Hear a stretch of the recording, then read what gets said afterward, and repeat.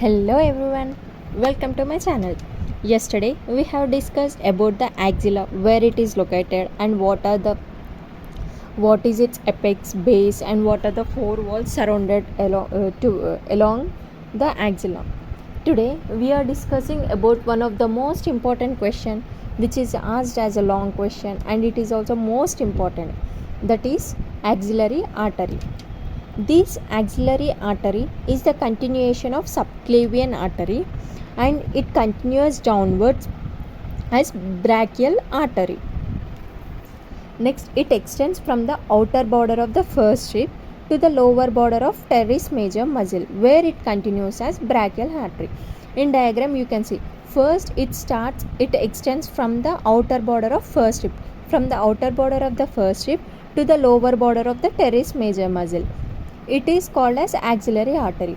After the teres major muscle, it is continuous as a brachial artery. The pectoralis minor muscle crosses the artery and divides into three parts. This pectoralis, due to the crossing of pectoralis minor muscle, this axillary artery is divided into three parts. First part is superior to the muscle, second part is posterior to the muscle, and third part is inferior to the muscle. You can clearly see the relations of first part, second part and third part in detail. Now first part, relations of first part. For each relation we have four sides: anterior, posterior, medial and lateral. In the purpose of exam, you should write what is the axillary artery, what is its extension, and what are the relations of first part, second part and third part. In every part we have anterior, posterior, medial and lateral. So you should remember each part. Best thing is first remember diagram, so that based on the diagram we can write the matter. First, relations of first part. First, anteriorly, skin, superficial fascia, supraclavicular nerves, deep fascia, platysma. Platysma is nothing but thin layer. Next, clavicular part of pectoralis major muscle, clavipectoral fascia along with the cephalic vein and lateral pectoral nerve and thoracoacromial artery. Next, loop of communications between the lateral and medial pectoral nerves. These are the anterior. Next, posterior. First intercostal space with external intercostal muscles. The first intercostal space and external intercostal muscles. Next, serratus anterior with the nerves of serratus anterior, with the nerves to serratus anterior. Next, medial cord of brachial plexus. Next, laterally, lateral and posterior cord of brachial plexus. Medially, axillary vein, it enclosed in the axillary sheath, derived from the prevertebral layer of deep cervical fascia. You can clearly see the diagram, so that we can identify what are the things which are present in anterior part, posterior part, lateral part and medial part. You divide. First, anteriorly we find skin, superficial fascia, platysma, deep fascia as shown in the diagram. Next, posterior, what are the things, lateral, what are the things, and medial, what are the things. Based on the diagram we should write the content, so it will be very easy for us to identify or to write. Next, relations of second part. In second part also, anteriorly the skin, superficial fascia, deep fascia, pectoralis major and pectoralis minor. Skin, superficial fascia, deep fascia, pectoralis minor, these are also present in first part of the axillary artery, and in the second part of the axillary artery also present, third part also present. So these are common things in first part, second part and third part: skin, superficial fascia, deep fascia. Next, second part of axillary artery, posteriorly, posterior cord of brachial plexus and subcapillaris. Next, lateral, lateral cord of brachial plexus and coracobrachialis. Medial, medial cord of brachial plexus, medial pectoral nerve and axillary vein. In diagram you see, first what are the things present in anterior, posterior, lateral and medial. You identify in the diagram, you write otherwise what is anterior, what is posterior, where the lateral, medial, so that at that side what are the things present, we should write in the that regions, posterior, anterior. Next we will discuss about the relations of axillary artery of third part. In third part, as I told earlier, anteriorly the skin, superficial fascia, deep fascia, and in upper part there are the pectoralis major and medial root of median nerve. In relations of third part, we have two diagrams. You see two diagrams so that we will get clarity. Next, posteriorly radial nerve. In first part, second part, we don't have any nerves in the posterior region, but in third part we have radial nerve and axillary nerve in upper part and subscapularis in the upper part, tendons of latissimus dorsi and the teres major in the lower part. Next, lateral coracobrachialis, musculocutaneous nerves in the upper part, lateral root of median nerve in the upper part, trunk of median nerve in the lower part. All are in upper part, but trunk of median nerve is in lower part. Next, medially, axillary vein, medial cutaneous nerve of forearm and ulnar nerve between the axillary artery and the axillary vein. Medial cutaneous nerves of arm medial to the axillary vein. See in the diagram where this all are present. I am sharing my notes also. If you are interested, once read it. Next, till now we have discussed about what is axillary artery and what are the branches of what are the three parts divided and what are the relations. Now we will discuss about the most important branches of axillary artery. You should remember what is axillary artery, what are the three relations of axillary artery, and next branches of axillary artery. It is asked for essay question and it is most important. Next, branches of axillary artery. This axillary artery has 6 branches. The 6 branches are The 6 branches of axillary artery are superior thoracic artery, thoracoacromial artery, it is also called acromiothoracic artery. Next, lateral thoracic artery, subscapular artery, anterior circumflex humeral artery and posterior circumflex humeral artery. You should remember these 6 names.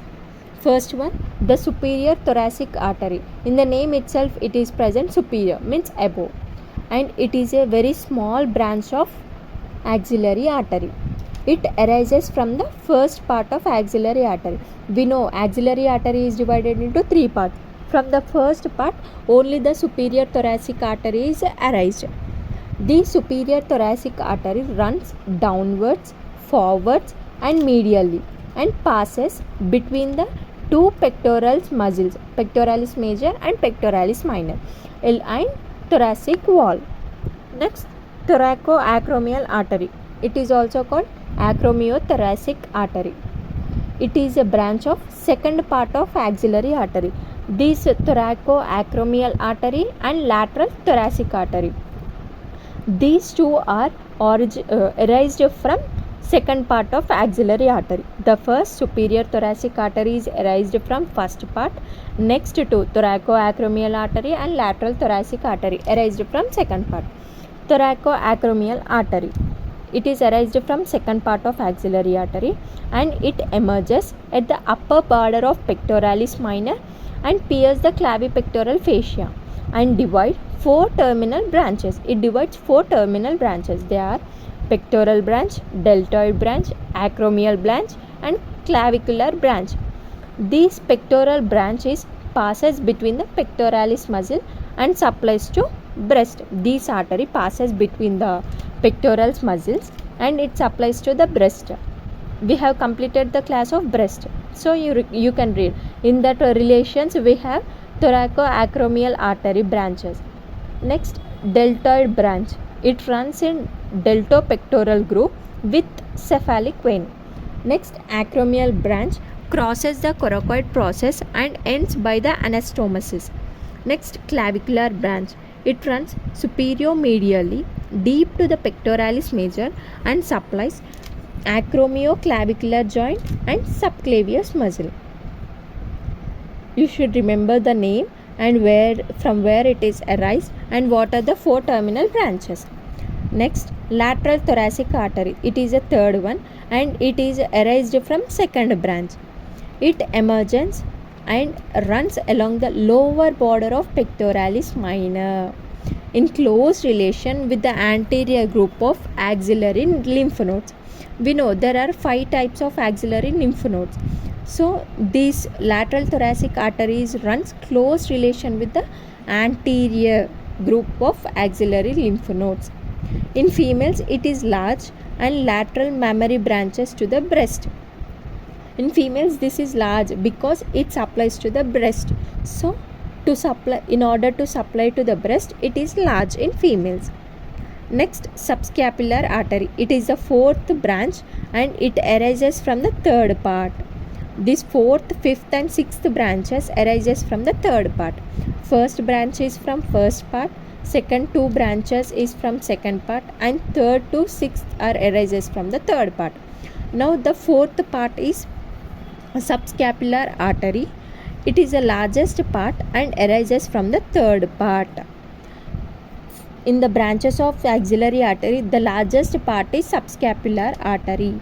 It arises from the lower border of subscapularis near the inferior angle of scapula. The subscapular artery supplies to latissimus dorsi and serratus anterior muscle. Next, large branch, the circumflex scapular artery, which is larger than the continuation of main artery. This subscapular artery is a main artery here, but rather than this, the circumflex scapular artery is more larger than the subscapular artery. It passes through the upper triangular intermuscular spaces. In next upcoming classes, we will discuss about the intermuscular spaces and the triangles. Subscapular fossa and infraspinous fossa, anastomosis around the scapula. Next, the 5th branch is called anterior circumflex humeral artery. It is also a small branch and arises from the 3rd part of lower border of subscapularis. Subscapular artery is also arises from the lower border of subscapularis, and anterior circumflex humeral artery also arises from the lower border of subscapularis.